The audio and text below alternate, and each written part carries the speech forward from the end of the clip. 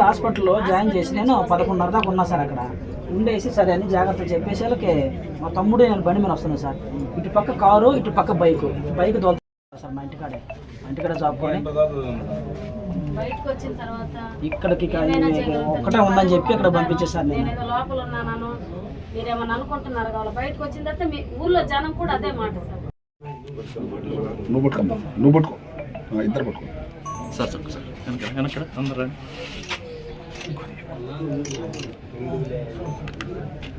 నేను కలెక్టర్తో కూడా మాట్లాడి మిగతా ఏమన్నా ఉంటే నేను చూసుకుంటాను. జరగాలి నేను చూసుకుంటాను. మీరు తెలుగులో ఉన్నాడో వెంకట్రావు ఉన్నాడో ఇబ్బంది లేదు, నేను చూస్తాను పాప. ఏది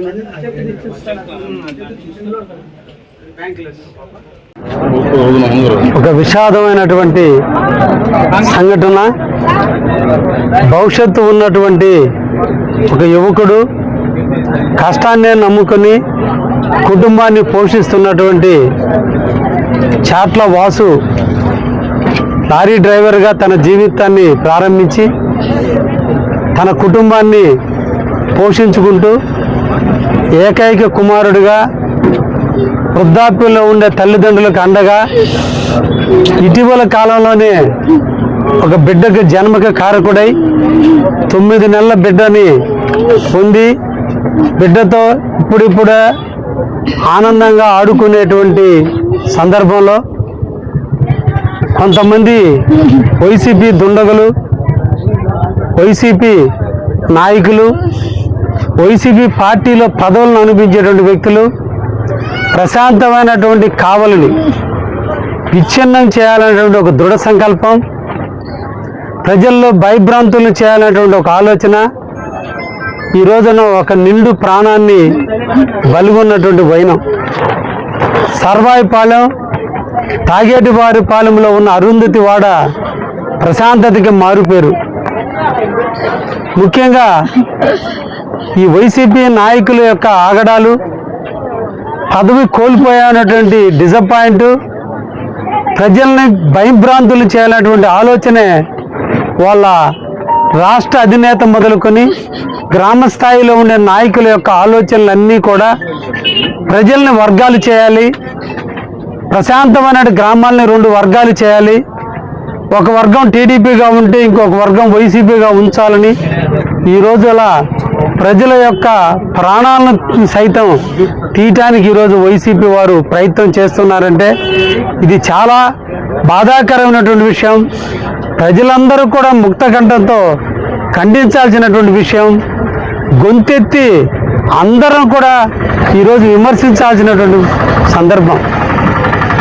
తన మేకలు పోయి తను బాధపడుతున్న తరుణంలో తనతో ఫాలో కాలేదని, తను చేసే ఆగడాలకి, తను చేసే రౌడీజానికి వత్తాసు పలకలేదని, తను చేసే రౌడీ కార్యక్రమాల్లో ఆ అబ్బాయి పాల్గొనటం లేదని, ప్రశాంతంగా భార్య బిడ్డలతో తల్లిదండ్రులతో జీవిస్తున్నాడని, కాబట్టి ఆ అబ్బాయిని భయపెట్టి లొంగ తీసుకొని తన రౌడీ కార్యక్రమాల్లోకి ఇన్వాల్వ్ చేసుకునేందుకు ఈ గ్రామానికి చెందినటువంటి ఎక్స్ సర్పంచి, ఈ రోజున ప్రస్తుతం వైఎస్ఆర్సీపీ మండల ఎస్సీసీఎల్ అధ్యక్షులైనటువంటి మందా మధు ఈ రోజున ఎక్కడి నుంచో వచ్చాడు ఆ అబ్బాయి.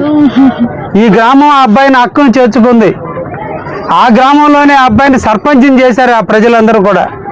కానీ ఒక 5 సంవత్సరాలు సర్పంచ్గా పనిచేసి ప్రజలకి మేలు చేయాల్సినటువంటి వ్యక్తి, ప్రజాక్షేత్రంలో ఉండే వ్యక్తి ఈ రోజున పాము బిడ్డల్ని ఎలా చంపుకు తింటుందో అదే విధంగా ఈ రోజు నాగుపాము వల్లే ఈ రోజు కూడా తన కులంలో ఉన్నటువంటి వ్యక్తుల్ని హతమార్చడానికి కూడా వెనకాడకుండా సుఫారీ గ్యాంగుల్ని ప్రవేశపెట్టి ఎక్కడో 1000 రూపాయలకి 2000కి మర్డర్లు చేసేటువంటి సుఫారీ గ్యాంగుల చేత నిర్దాక్షిణ్యంగా కర్కశంగా ఈ రోజున చాట్ల వాసులు చంపటం నిజంగా కావలి ప్రజలు దిగ్భ్రాంతికి గురైనటువంటి సంఘటన. రాజకీయాలకి అతీతంగా అన్ని పార్టీలు అన్నీ కూడా ఒక్క వైఎస్ఆర్సీపీ తప్ప అందరూ కూడా ముక్త కంఠంతో ఖండించినటువంటి వైనం. ఈరోజు ముక్కు పచ్చలారని కుటుంబం, 3 సంవత్సరాల నాడు పెళ్లి, 9 నెలల బిడ్డ కోల్పోయి ఆ కుటుంబం ఈరోజు నిరాదరణ గురైతే ఈరోజు వైసీపీ వాళ్ళు ఈ రోజున పిడేలు వాయించుకుంటున్నారు. ఈరోజు ఈ కుటుంబం శోక సముద్రంలో ఉంటే ఈ రోజున వారు దాన్ని ఆనందంగా హీరోచితంగా దాన్ని చేసినట్టుగా భావించి వాళ్ళ నాయకులు మద్దతిస్తున్నారంటే నిజంగా ఈ ప్రజాస్వామ్య వ్యవస్థలో, కావలి వ్యవస్థలో ఒక వైసీపీ ఎలా ప్రవర్తిస్తుందో దయించి ప్రజానికం కూడా తెలుసుకోవాల్సిన అవసరం ఉంది. ఈ రోజున మేము పాలకపక్షంలో ఉన్నాం. నేను ఒక కన్నెర్ర చేస్తే, నా కార్యకర్తలకు ఒక్క అవకాశం ఇస్తే ఈ వైసీపీ వాళ్ళు ఏమవుతారు? అయినప్పటికీ కూడా 2 సంవత్సరాల నుంచి ఈ కావలి ప్రశాంతంగా ఉండాలి, ప్రతి పేద బడుగు బలహీన వర్గాలు అందరూ కూడా ఆనందంగా జీవించాలి, 3 పూట్ల కడుపు నిండా అన్నం తినాలి, ఆనందంగా నిద్రపోవాలి, వాళ్ళ బిడ్డలను చదివించుకోవాలి, వాళ్ళు కూడా ఉన్నత స్థాయికి రావాలి, వాళ్ళు కూడా అందరిలాగా జీవించాలని ఈ ప్రాంతంలో ఎప్పటికప్పుడు ఎక్కడికక్కడ శాంతి భద్రతలను పరిరక్షించుకుంటూ ఎక్కడ అవాంతర సంఘటనలు జరగకుండా, ఆఖరికి మా కార్యకర్తల మనోభావాలు దెబ్బతిన్నా, మా కార్యకర్తలని అవమానించిన, గత 5 సంవత్సరాల్లో మా కార్యకర్తల మీద దొంగ కేసులు పెట్టి హింసించిన మా కార్యకర్తలను నచ్చజెప్పి ఏ ఒక్క వ్యక్తిని కూడా మేము ఈ రోజున ఇబ్బంది పెట్టినటువంటి పరిస్థితి లేదు. కానీ ఈ రోజున జగన్మోహన్ రెడ్డి మొదలుకొని కావల్లో ఉన్నటువంటి ప్రతాప్ రెడ్డి వరకు, ప్రతాప్ రెడ్డి మొదలుకొని గ్రామ స్థాయిలో ఉన్నటువంటి ఈ మంద మధు వరకు కూడా వీళ్ళందరికీ కూడా ప్రజల్లో మంచితనం కంటే కూడా ప్రజలలో ఆ భయభ్రాంతులను క్రియేట్ చేయాలి, రౌడీజం చేయాలి, మనం వస్తున్నామంటే మనల్ని భయపడి వంగి నమస్కారాలు చేయనటువంటి ఒక హీనమైనటువంటి సంస్కృతికి నాంది పలకబట్టే ఈ రోజున ఇటువంటి కార్యక్రమాలు జరుగుతున్నాయి.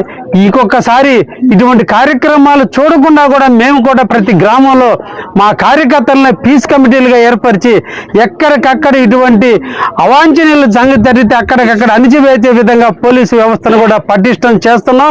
రాబోయే కాలంలో ఇటువంటి దుర్మార్గమైన చర్యలకి వైసీపీ వారికి గది అయినటువంటి బుద్ధి చెబుతాం. ఇంకొకసారి ఇటువంటి పరిణామాలు సంభవిస్తే దేనికైనా మా వాళ్ళు కూడా తెగించడానికి సిద్ధంగా ఉన్నారనే విషయాన్ని కూడా వైసీపీ నాయకులు తెలియజేస్తున్నా. ఈ దేశం గాంధీ మహాత్ముడు అహింసావాదంలో స్వతంత్రం తెచ్చినటువంటి భారతదేశంలో అహింసకి మేము ప్రాధాన్యత ఇచ్చి, శాంతికి ప్రాధాన్యత ఇచ్చి అహింసా మార్గంలో మేము నడుస్తున్నాం. కాబట్టి ఈరోజు కావలలో వైసీపీ వాళ్ళు పెట్టలేకపోతున్నారు. ఇంకా చూస్తూ ఊరుకునేది లేదు. ప్రతాప్ కుమార్ రెడ్డి, ఈ సందర్భంగా నీకు కూడా నీ కార్యకర్తలు కూడా చెప్పు, చేతైతే ఈ ప్రాంత ప్రజలకు పనిచేయండి తప్ప ఇలా పల్లెల మధ్య ఉన్నటువంటి స్విచ్చులు పెట్టి వర్గాలు వైషమ్యాలు. మొన్నటి రోజున చెన్నాయిపాలెంతో స్టార్ట్ అయింది. సముద్రం ఒడ్డున కావలి ఈశాన్యంలో ఉన్న చెన్నాయిపాలెంలో అరగల కిష్టయ్య మాజీ ఎంపీటీసీ సభ్యుల మీద నిర్దాక్షిణ్యంగా మీ స్వార్థం కోసం ఈ రోజున వారిని హతమార్చడానికి ప్రయత్నం చేశారు. అదృష్టం కొద్దీ వారు ఈరోజు బయటపడటం జరిగింది. అదేవిధంగా 2వ ఊరు సర్వాయిపాలెం. అంటే మీ దహనకాండ ఈశాన్యంతో స్టార్ట్ అయ్యి ఈరోజు ప్రతి ఊరికి మీరు పోవాలి. రాబోయే ఎన్నికల నాటికి గ్రామాలన్నీ కూడా విచ్ఛిన్నం చేసి వర్గాలుగా విభజించాలని ప్రయత్నాన్ని తిప్పికొడతామనే విషయాన్ని కూడా మీకు తెలియజేస్తూ, కావలిని ప్రశాంతంగా ఉంచాల్సినటువంటి అవసరం ఎంతైనా ఉంది. కాబట్టి ఈరోజు ఆ కుటుంబ సభ్యులు కానీ, ఆ కుటుంబ సభ్యుల యొక్క బంధువులను కూడా మీరు సమన్వయం పాటించండి, ఆ కుటుంబానికి అండగా ఉండండి అని చెప్పి ఈ రోజున వారికి కూడా మేము అందరం కూడా తెలియజేయడం జరిగింది. ఈ సందర్భంగా వారు మా తెలుగుదేశం పార్టీకి సంబంధించిన సానుభూతి పరుడు కాబట్టి, రెండోది పార్టీతో సంబంధం లేకుండా కూడా ఈ నియోజకవర్గంలో ఒక కుటుంబం బిడ్డను కోల్పోయి రోడ్డును పడింది. వైసీపీ మోకలు చేసిన దౌర్జన్యానికి ఒక కుటుంబం రోడ్డును పడింది. కాబట్టి ఈ రోజున మా కావలి తెలుగుదేశం పార్టీ ఆ కుటుంబానికి అండగా ఉండేందుకు ఈరోజు 5 లక్షల రూపాయలు తెలుగుదేశం పార్టీ తరఫున ఆ కుటుంబానికి కూడా ఇప్పుడు నేను అందించడం జరిగింది. అదేవిధంగా ఆ కుటుంబానికి ప్రభుత్వం అండగా ఉంటుంది. ఈ విషయాన్ని ముఖ్యమంత్రి దృష్టికి తీసుకెళ్లి ఆ కుటుంబానికి రావాల్సినటువంటి అన్ని సదుపాయాలు కల్పించడంలో కానీ, ఆ బిడ్డకు ఉద్యోగాన్ని కల్పించే విషయంలో కానీ, ఆ బిడ్డకు రావాల్సినటువంటి ప్రభుత్వ నిధులు ఏవైతే ఉన్నాయో వాటిని రప్పించే దాంట్లో కానీ అన్నిట్లో కూడా కావలి తెలుగుదేశం పార్టీ అండగా ఉంటుందని, ఆ కుటుంబానికి నిండు ధైర్యంగా ఉండాలని, మనోనిబ్బరతో బతకాలని, ఆ దేవుణ్ణి కూడా ఆ కుటుంబాన్ని చల్లగా ఉండాలని, 9 నెలల బిడ్డని కోల్పోయినటువంటి ఆ తల్లి ఆవేదన, నిండు 30 సంవత్సరాలు 32 సంవత్సరాల బిడ్డను కోల్పోయినటువంటి తల్లి ఆవేదన వైఎస్ఆర్సీపీ కుటుంబానికి దహనమై కాలుస్తుందని కూడా ఈ సందర్భంగా తెలియజేస్తున్నా. ఎందుకంటే ఇది మంచి పద్ధతి కాదు, ప్రజల్ని హింసించడం మంచి పద్ధతి కాదు. మీకేదైనా అడ్డమైతే నా జోలికి రండి, నన్ను హతమార్చడానికి ప్రయత్నం చేయండి తప్ప ఈరోజు మా తెలుగుదేశం కార్యకర్తల్ని కావలి అభివృద్ధి చేస్తున్నారు, కావలి అభివృద్ధి జరుగుతుందని ఈర్ష్యతో ఈరోజు మా కార్యకర్తల జోలికి వచ్చి ఇబ్బంది పెట్టడం కాదు. ప్రతాప్ కుమార్ రెడ్డి, మీకేదన్నా ఇబ్బంది ఉంటే అది నేను చేసే అభివృద్ధి వల్ల. నన్ను ఓడించడానికి ప్రయత్నం చేయి, నన్ను హతమార్చడానికి ప్రయత్నం చేయి తప్ప దయించి సామాన్య కార్యకర్తల జోలికి రావద్దని కూడా ఈ సందర్భంగా తెలియజేస్తూ ఉన్నా.